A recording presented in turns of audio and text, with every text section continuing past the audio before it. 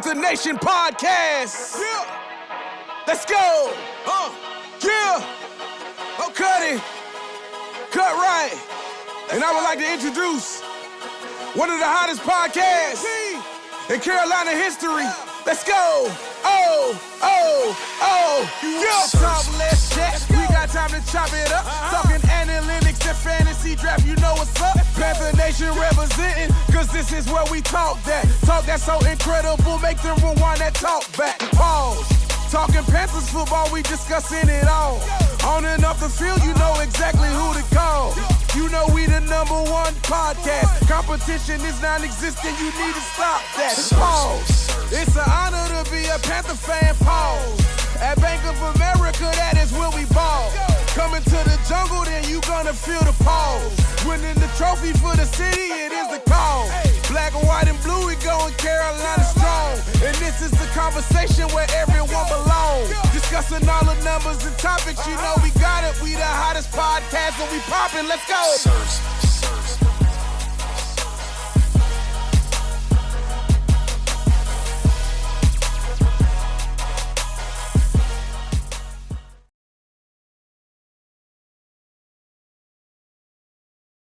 Yo, it's Rashad. It's Dave, Panther Nation podcast. And today we have a very, very, very special guest in the building. We have a Panther legend, Pro Bowler, and holder of many, many single season passing records to this day for the Carolina Panthers. Those include passing yards, passing touchdowns, passing attempts, and 300 plus passing yard games. Currently, NFL and college football analyst, 17-year football career in the NFL, and currently a host on CBS Sports Network. Steve Beuerlein, thank you, sir. Thank you, and welcome to the show. Hey, I'm honored, guys. I appreciate that. That's the most nice things anybody said about me in a long time. So I like that. That's the thing with us. We're old school Panthers fans. I know we're on YouTube, but we've been Panthers fans since day one.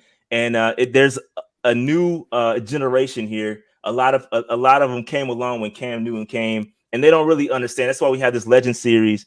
We try to talk to some of the Panther legends that and expose these younger fans to you all. So because you contributed a lot to Panther history, so we want to show our appreciation for you guys, and that's the purpose of this entire series. So again, we just want to talk to you, man. I love it, man. I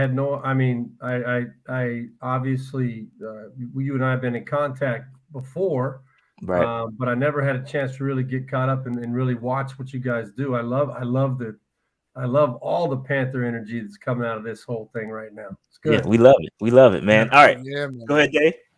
You want to say something, Dave? No, man. Well, I do have a question, man, because I know you went to Notre Dame. You played your college football in Notre Dame, and they made a pretty awesome announcement about you guys are going to be playing an FCS school for the very first time, and the FCS school just happens to be an historically black college in Tennessee State. So I wanted to see if you've heard of it, and what your thoughts on it, because I know there was a big press conference about it. I think it's fantastic, and Notre Dame always has tried to, I don't know what the word would be, but has always tried to set the standard and do it in the right way. And I'm not saying they always do get it right, because obviously nobody's perfect, but to make a statement like that, and that's a huge deal for an HBCU to have an opportunity to share in that exposure, to let their players get out there. And I'm sure there's going to be a ton of great athletes on the football field. So it'll be awesome to see how they measure up against Notre Dame, but the payday. I mean, what that they get it's a big payday to get the national audience watching, and all the half of the gate. I'm sure they'll get a big portion of that as well, and they'll get a chance to really prove themselves and see how they match up. I'm sure that's one of the biggest things. That's one of the biggest opportunities those coaches and players want, is the opportunity to see if they can match up against a big time program like Notre Dame. And it'll be watched by a lot of people. There'll be a lot of hype around it, and I'm sure both teams will put on a good show. Yeah, just for I agree. sake of transparency, myself and Rashad, we both went to historical college. We went to North Carolina A&T, who's got a pretty good football program themselves. We're out here jumping conferences every year right now. Yeah, but overall, so I love it, man. I think it's fantastic. And it's the right time to make a statement like this too, with everything going on out there right now. We know that anything that we can do to bridge the gap and bring people closer together, and try and feed off each other in a positive way, I think it's fantastic. So it's a good move for everybody. Awesome. Love that. All right, so let's get into your Panthers stuff here. So I want to get into your mindset, because you were 31, I believe, around the time when you came to Carolina, and you had played for 4 teams prior to coming to Carolina. And so, like, what? And at that time, we were in like year 2, coming off the expansion year. So, 96, like, what? Yeah. So, what was your mindset in coming to the Panthers? I believe you had the opportunity to choose to come to Carolina. So, like, why Carolina? And what was your mindset, especially with your age at that time? Well, I'll tell you, it really started the year before with the expansion draft. I was the first pick in the expansion draft by the Jaguars. Right. And I really wanted to come to Carolina, but the Jaguars won the coin toss. So I didn't have a choice, really. They had the first pick, and I was, all honesty, I really liked the way that the Panthers organization felt at that time. I liked the people that were involved. It was, to me, it was just a better overall fit for what I was going to bring to the table. And I was pissed when the Jaguars won the coin toss. But of course, I didn't act that way. I didn't come out and say it, quite like that. But I went down to Jacksonville and gave it everything I had down there. It did not work out. Tom Coughlin did not fulfill his end of our bargain. He didn't, back up anything that he promised me beforehand. And it just was a bad situation. And then, as fate would have it, Bill Polian, who was the general manager of the Panthers back then, and Dom Capers was the head coach. They came as soon as I got out of my contract in Jacksonville after that first year in '95. The first team that called me was the Panthers. And nice. Bill Polian said, "You know what? We wanted you last year. We couldn't get it done. Stupid coin flip." He said, we want to bring you in. He goes, "This time, though, it's going to be to back up Kerry Collins," because they had picked Kerry the year before. And for me at that point, I was just looking for another opportunity. And I knew that it was going to be a time for me to be patient, be a good teammate, be supportive, and just wait for my opportunity to play. And I knew I could get out there and show what I could do. And, fortunately for me, it happened about the 4th or 5th game of that year. We were playing the Niners with Steve Young, and they were really good. That was right. I think that was the year they actually may have won the Super Bowl. Maybe they had won it in '95. I get confused. They won in '95. 95. Okay, yeah. But they came to Carolina. Kerry Collins had gotten hurt the week before. I came in, and I won the NFL Player of the Week. We went out and kind of lit it up that day in Panther Stadium, and it was a really good opportunity for me to reestablish myself. And that began a love affair with the Panthers. I still, you see me wearing my colors today. I'm wearing my shirt, my hat. I've always considered myself a Panther since the day I got there, and I'm really, really happy I had that experience. Yeah, so you briefly talked about it because you were brought in to mentor Kerry Collins. He had his issues in '98, and then Dom Capers gets fired. In comes George Seifert, and then like '99, you just go nuts. Like what happened? Man. What happened? Like what was the I guess the catalyst for that season? Because that's a historic season. We were joking earlier that if it was 2022, you would have thrown for 6,000 yards with the way the league is now. You're right. So that's a great point. Because nobody, if people that don't really know how the game has changed, they don't understand how hard it was at that time to throw for over 4,000 yards. That year was Kurt Warner's breakout year. Yep. But guess who led the NFL in passing? It was me. He was behind me in passing yards, and I was right behind him in touchdowns. And of course, he went on to win the NFL MVP and the Super Bowl MVP. He had a few weapons out there with Marshall Faulk and Torrey Holt and Isaac Bruce. Yeah. The greatest show on turf. You guys remember that. But absolutely. How it happened, I can honestly tell you that I really don't know. George Seifert did not plan on me being his quarterback. He told me that after the season. He said, I did not think that you were going to make it through the season as my quarterback.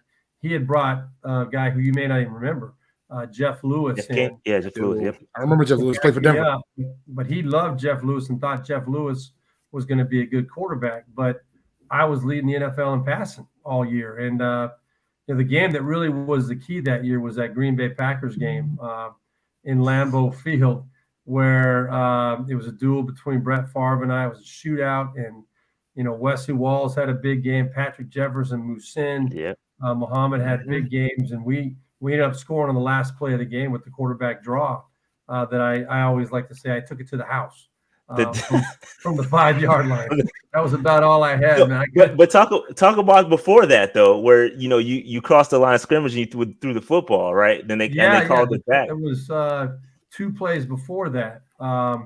We had driven down the field, and if you guys were Panthers fans back then, you guys might have been too young to really understand. Nah, man, we got it. Nah, I was in high school.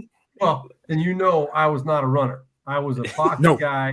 You're not. And that particular play, I was, they flushed me out, and I was scrambling. There was no way I was going to run the football at that point. I just lost my bearings for a little bit and thought that I still was behind the line, and threw what I thought was a touchdown pass to Wesley, I think. And they ruled that I had crossed the line. I did. I was about 2 steps over the line. But that moved us back a little bit. But then I hit Wesley Walls on 3rd down, got the ball down to the 5-yard line, and we took a timeout. And George Seifert surprised everybody, called the quarterback draw. And the rest is history. So there's a great story that goes along with that, too, by the way. In the huddle, when I went in to call the play, I couldn't keep a straight face. It was during a TV timeout. I couldn't keep a straight face because I knew nobody was going to believe me, right? They're like, ain't no freaking way Beuerlein's running with the football on 4th and goal from the 5. And so I get in there and I'm smiling. They're like, what's the play? What's the play? And I said, you guys aren't going to believe this, but they want to run the quarterback draw. And everybody just busted out laughing like you guys are laughing. Just busted out laughing.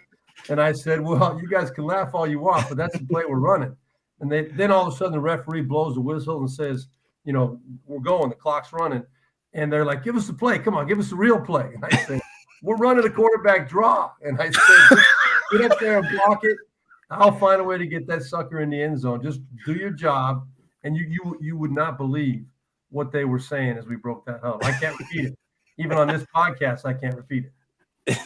That's funny. So is that your fondest memory as a Carolina Panther? Because I was going to ask you that, but is that like your greatest memory of all time being a Panther? Yeah, I think it was. Yeah, I mean that was it was a game that kept us in the playoff hunt that year. And actually, George Seifert told me after that game that if we hadn't won the game, that he was going to start Jeff Lewis the next week.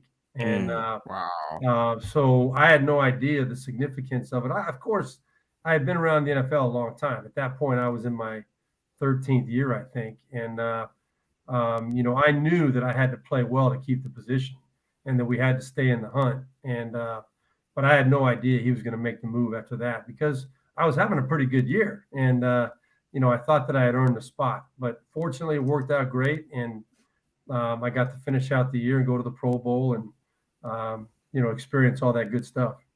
Yeah, that year was great. Again, we talked about it, 343 completions, 4,436 yards, which is still, I mean, we've only had 2 4,000-yard seasons as with 4,000-yard passers. And you're one of them. And then Cam Newton had one. Right. And outside of that, we haven't had it. And so we've been missing that. And it's still amazing that record still stands. I can tell you on that note, at that time, that year, both Kurt Warner and I threw for over 4,000 yards, and we had over 36 touchdowns. I had 36. Yes, 36. And the question was, I guess it was over 4,000 yards and over 30 touchdowns. there were only 12 quarterbacks. I think it was actually he and I were the 11th and 12th quarterbacks in the history of the NFL to ever do that at that point. Wow, man. And now Crazy. Dan Marino had done it 2 or 3 times. Steve Young had done it a couple times. But we were the 11th and 12th guys in the history of the game to ever do that. So it shows how hard it was to do that. It's I tough. don't think Troy Aikman's ever done that. No, Aikman never I don't did think that. Troy- No. Yeah, he never did Aikman never threw for 4,000 or 30 touchdowns. And he's wearing a gold jacket, man. Come on, man. They got to get And you I a love goal Troy one, now. man. Don't. Yeah, No. we'll I do it. know. I know. Yeah.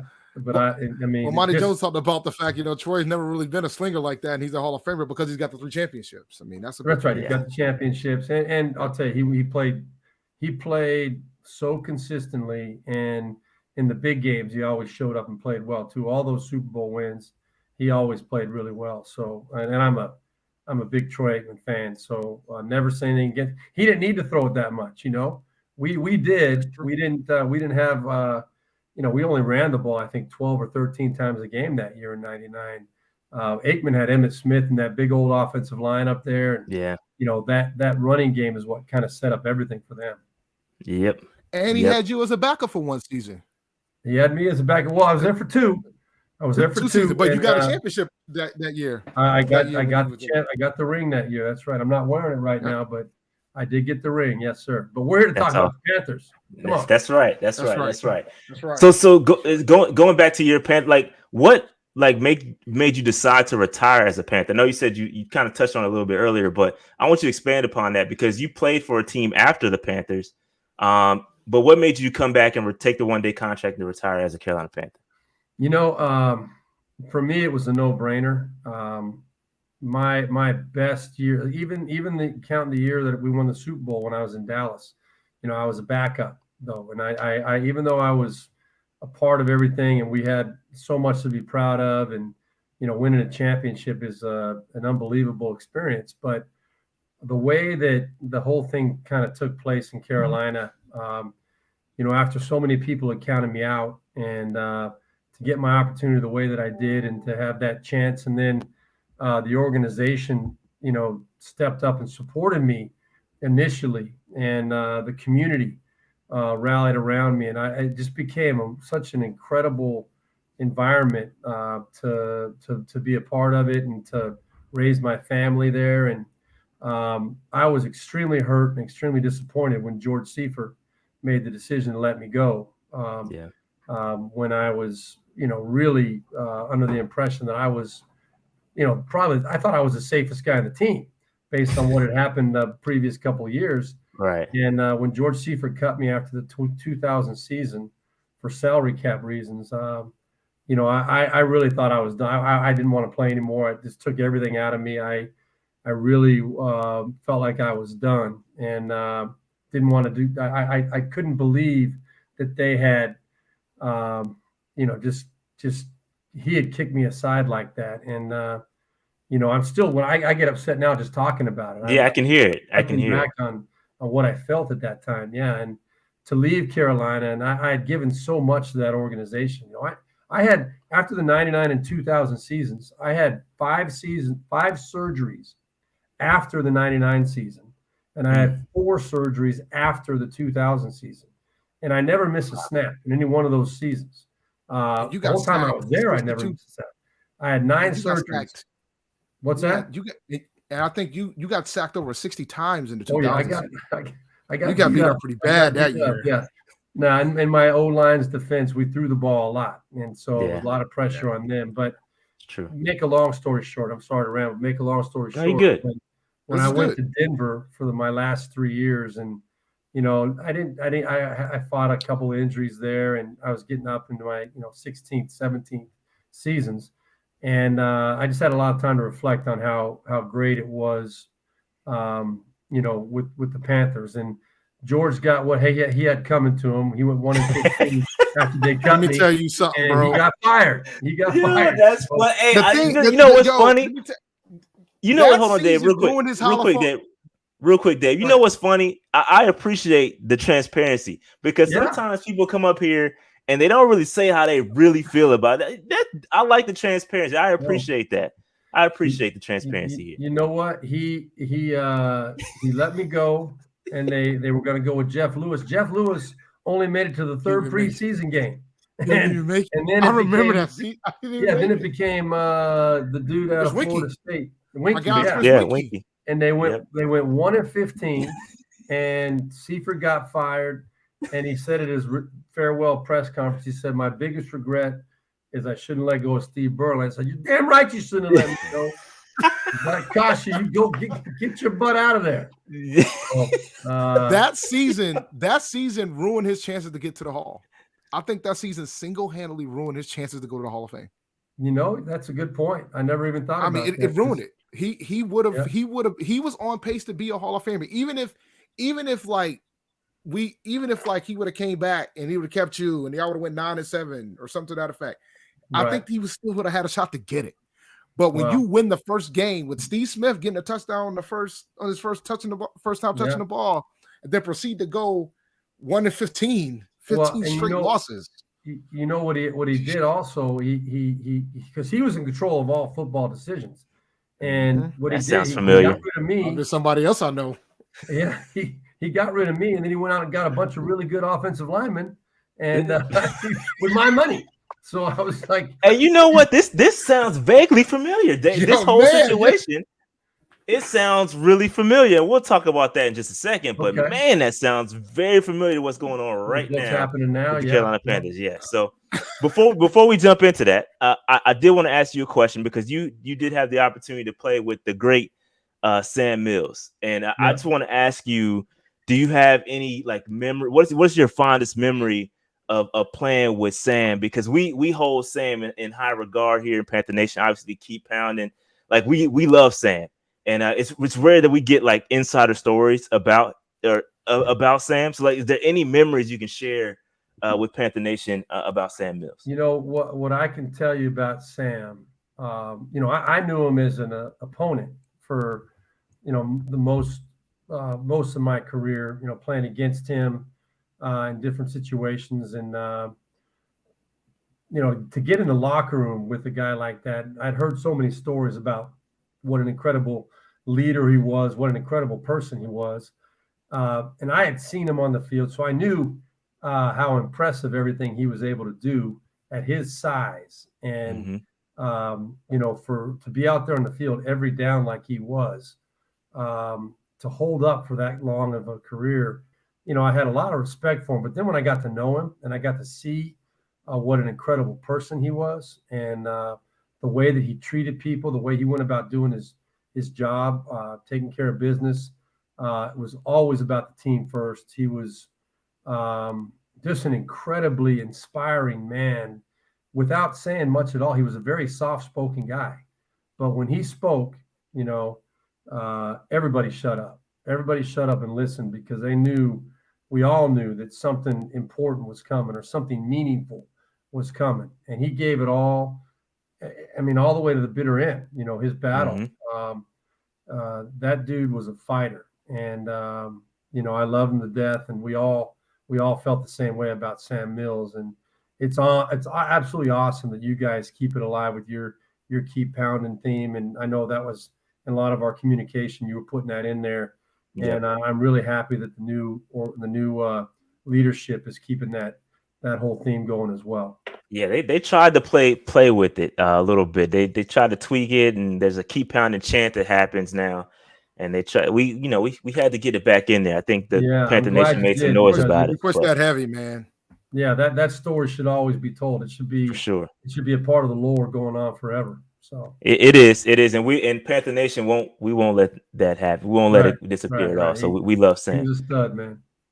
Yeah. All right. So let's transition into kind of what's going on to the Panthers now, because I feel like have you been in tune? Have you watched? You kind of know what's going on with the Panthers in our quarterback situation, because we got a guy by the name of Sam Darnold, and I want to know if you I want to know your thoughts because we all have our opinions about him, but our opinions really don't matter. You are a professional quarterback. You played the position. You know what it's like to play good football. So Sam Darnold, can we have your thoughts on whether he can be fixed or not? I was so excited for him going into last year because I thought getting that whole New York Jets experience behind him was going to be really good for him. And the way it started out, obviously, there were a lot of good things that happened the first few games of the season. And I think he was the leading rushing quarterback in the NFL at that time, or, at least as far as touchdowns were Touchdowns, concerned. yeah. Mm-hmm. But let me go back. I'll say this. When Sam came out, I thought he was a good college quarterback. I did not think he was worthy of a top 10 pick. I did not see it. I didn't think he was that kind of a talent. And, I felt the same way about Johnny Manziel. I feel the same way. I said the same thing about Baker Mayfield. I can go down the list of a lot of these guys that I've kind of called it on. And going forward this year, I'll say the same thing. You got it for me right now. Matt Corral, I think, is overrated right now. I don't think he's going to be an incredible pro quarterback. But we'll change the topic back to what we were talking about. I really thought that the Panthers should have stayed with Teddy Bridgewater. I feel like Sam Darnold was not an upgrade. I felt that Teddy Bridgewater got the raw deal the year before, COVID offseason, learning a new offense, no Christian McCaffrey, all those things working against him. I was like, this guy can play. And Sam Darnold is not an upgrade to Teddy Bridgewater. So Rashad, speaking our language, I think you got your preview slide. That is exactly what we said. Yeah, that's the same exact words. You could be the third member of the Panther Nation podcast. We said those exact same words. The thing for me was always like when they made the decision to get rid of Cam. While I understood it, I was like, okay, if you're gonna bring Teddy in here, give him time, build around him, because Teddy's not Cam, right? We don't expect him to be Cam. He's a guy that can win you some games if you put the pieces around him. Right. They didn't put the pieces around him. No, they didn't, and they didn't give him a chance to really grow him. That was the COVID offseason was the year he got there. They didn't have any offseason program, I don't think, and preseason was all messed up, and then to go into the season, and I know everybody was in the same boat. I get that, I understand that, but so the question is, do I think Sam Darnold can do it? I think he can be a good quarterback. I think Teddy Bridgewater is a good quarterback, and I think Teddy Bridgewater would have done a lot better in his second year in that system. And I think that would have been a better year last year than it was with Sam Darnold. And I hope that Sam has a great year. I hope that he, I can't imagine they're going into the season with the quarterback situation as it is right now, that they're not going to do something to address it. So we'll see.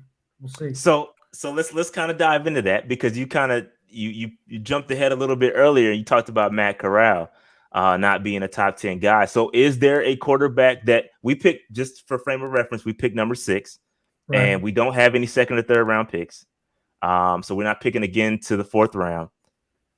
So we don't have any draft capital, and we're stuck. Offensive line has improved in free agency, but we could still use a left tackle, some good left tackle talent out there. So do you think there's a quarterback worth taking at number 6? I don't see one this year. I really don't. And I think the Panthers could trade down and get one of the quarterbacks, that there's one that they like. Aside from Corral, I think Corral will go, it seems like everybody's pretty high on him for some reason. And I think believe me, I think he was a really good college quarterback, but I don't think he's big enough in the style that he plays. I just think he's going to get beat up the way that he runs the football. And I saw him against Alabama. I did that game on the radio, and he did nothing that whole game. And I know Alabama's Alabama, but if you're talking about a guy that's a top 5 pick in the NFL, he better make a few plays. And he has some talent out there at wide receiver. And every once in a while, a top 5 pick got to make a great throw and into tight coverage, whatever it might be. He didn't make any throws that whole day. And I saw what I needed to see. I was like, okay, I don't expect Mississippi to win, but I expect to see something out of this kid to show why, everybody's saying he's a first-round pick. I just didn't see it. So the other guys, I think Malik Willis has got a chance. I'm looking at my list here. Pickett, I think is got a chance. I'm not real high on Howell or Desmond Ridder. I think they all have a chance to be players, but I don't think any of them is a guy that you'd say he's going to have a really, no doubt about it, good NFL career. I think Willis and Pickett will probably be there all the way down to maybe 15 or 16. And I think that may be the way they should go, because you can get value for that. You can get an extra pick or two, high pick or two. You're talking about how we don't have a lot of draft choices near the top. If you can get another first round pick in there or a high second round pick, I think it's worth moving back if you want to get a quarterback. Yeah, we agree. I think we're all on the same page. We agree with the trade back. And I'm not. It's just tough because I think with these quarterbacks, it's the situation matters, right? Because coming to Carolina with the lame duck head coach, he's on the hot seat this year, right? I find it real. From a fan perspective, I'm not one to say let's just go grab a guy just because we have a gap. There's so many different layers to peel back with the coach being there, and we don't want to pick him and then he get fired, and now you're in a situation where you get Josh Chicago. Rosen or something like that, or like Justin Fields Chicago right now with Justin yeah, Fields. And it could really set you back if you make the wrong decision, and so. I think the way that they have it set up, and I think I'd like your thoughts on this. Baker Mayfield or Jimmy Garoppolo, I think those guys may be an option. What do you think about some of the veteran options out there for the Panthers potentially? Well, I think those two would be, where I'd start. If I could get one of those two guys without having to, give up too much. I think those are guys that have shown enough in their career to warrant giving them a shot and to improving your quarterback position. As I said, I'm not sold on Baker Mayfield. I do think Jimmy finds a way to win, and I think that he can be a liability in the big games, but he consistently finds a way to win.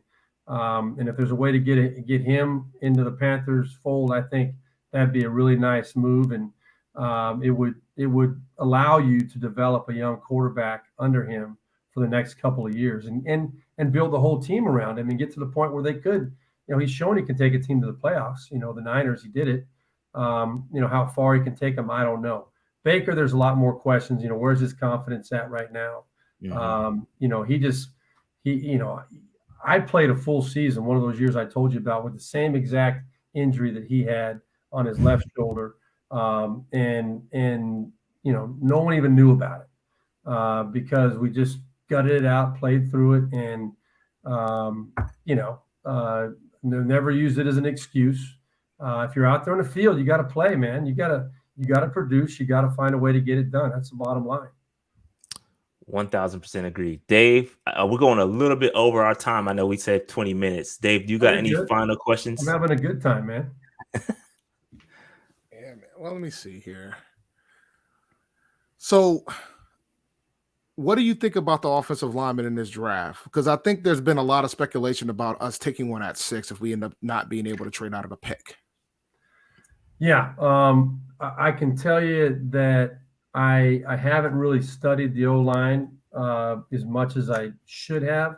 I usually do a draft preview show the week before the draft on CBS Sports Network. We didn't do it this year for some reason, where I really get into studying all of it.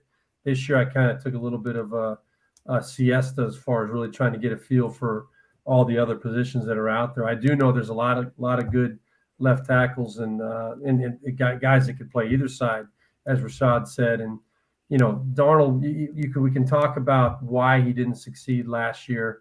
That O-line was a little bit of a liability too, and that has to be improved, and it's got to get better for anybody to really be consistently successful. Yeah. So that would be an obvious area where if you're trading down, there's 3 or 4 guys that are legitimate, solid NFL first round tackles. I know this year coming out. So That'd be a good move, I think. Yeah, I agree. I'm most certainly down with fixing the offensive line. I agree with your assessment that even for Teddy, the offensive line wasn't that great. They didn't do much to improve it going into this year. Right. But now they've, like you said earlier, when you mentioned that they've miraculously gone out and fixed everything. Now this is the year they went up and picked up